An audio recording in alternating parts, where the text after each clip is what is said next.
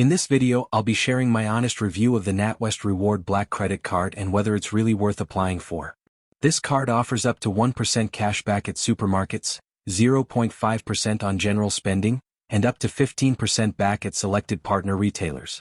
It also has no foreign transaction fees, which makes it a great option for frequent travelers.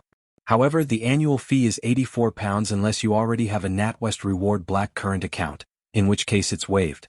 The major drawback is the representative APR of around 40.7% variable. Meaning if you don't pay off your balance monthly, the interest can quickly outweigh any rewards you earn. In real-world use, the rewards are solid but only truly valuable if you spend heavily in supermarkets or take full advantage of the partner offers.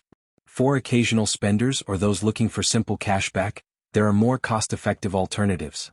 Overall, it's a strong choice for high spenders and loyal NatWest users, but casual users might find better value elsewhere.